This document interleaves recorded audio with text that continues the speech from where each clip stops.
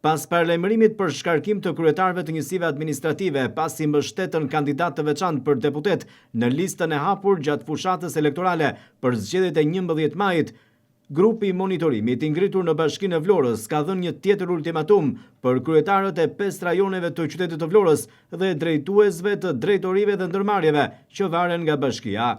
Në Bashkinë e Vlorës kanë mbritur denoncime edhe për kryetarët e rajoneve të qytetit që kanë dalë hapur dhe po mbështesin kandidatë të caktuar për deputet në listën e hapur.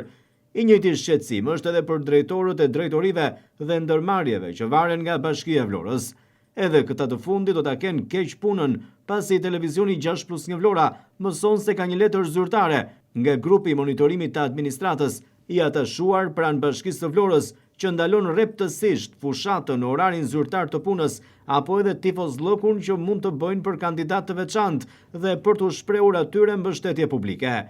Ka zëra dhe denoncime se edhe kryetarët e rajoneve të qytetit dhe drejtuesit e drejtorive dhe ndërmarrjeve janë përpalë me kandidat të veçantë dhe po bëjnë fushat hapur. Por kjo gjë nuk mund të tolerohet në një situatë të tillë kur e ndalon ligji dhe kodi zgjedhor dhe kur e cilëson gjithçka si shkelje. Mbas orarit zyrtar të punës, pra 8 orarshit, kryetarët e rajoneve apo drejtorët e drejtorive dhe ndërmarrjeve mund t'i presin kandidatët në mënyrë të barabartë dhe pa shfaqur mbështetje apo preferenca, por asnjë prej tyre nuk mund të bëjë hapur fushat për emra të veçantë pasi kjo gjë cilësohet shkelje.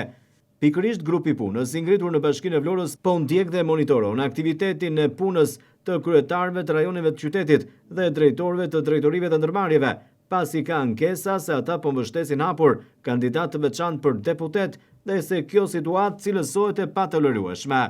Grupi ngritur po vëzhgon sjelljen e secilit prej tyre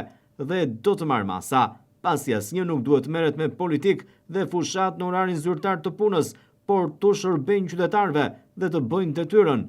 dhe kandidatët pas orarit zyrtar të punës t'i trajtojnë në mënyrë të barabartë. Bashkia e Vlorës dhe grupi ngritur për këtë qëllim do të marrë masa ndaj kujdo që shkel këtë rregull politik të vetë Partisë Socialiste, por edhe ligjit dhe kodit zgjedhor njëkohësisht.